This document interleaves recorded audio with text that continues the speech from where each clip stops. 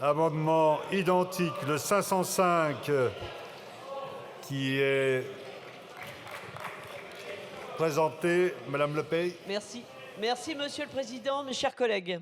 Les groupements d'employeurs permettent aux petites entreprises de mutualiser leurs besoins en main-d'œuvre, offrant aussi une flexibilité essentielle pour des structures de petite taille.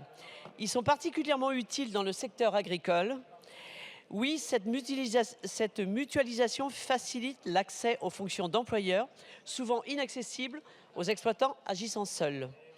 Le PLFSS 2024 avait réintroduit une disposition supprimée par la loi Pacte, prévoyant que les salariés mis à disposition par un groupement d'employeurs ne soient pas comptabilisés dans l'effectif du groupement. Ainsi, les groupements d'employeurs bénéficient désormais de cotisations sociales allégées.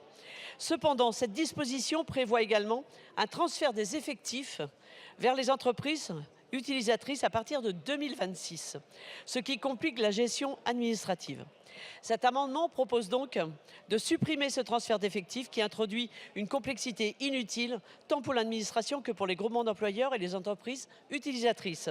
En résumé, cet amendement vise à simplifier la gestion des groupements d'employeurs, à éviter les charges administratives superflues et à garantir la pérennité des avantages sociaux pour les petites entreprises, en particulier dans le secteur agricole. Je vous remercie. Merci, Monsieur Dive. Vous défendez le 1484. Il est défendu. Monsieur Bazin, le 1702. Défendu également. Monsieur le rapporteur général, votre avis sur ces amendements identiques?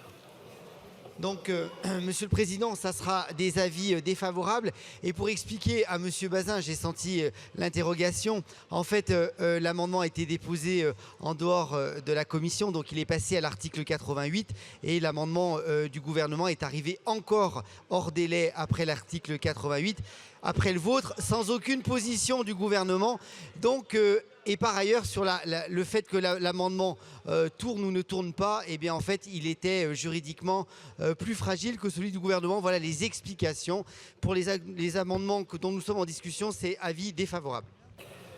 Merci, monsieur le rapporteur général. Monsieur le ministre, vous avez la parole.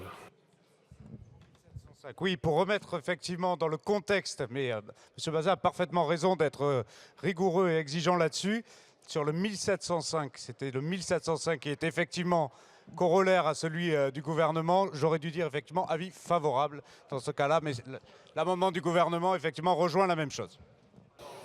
Je vous remercie. Je vais mettre au vote ces amendements identiques. Qui est pour? C'est parti. Qui est contre? Ils sont adoptés.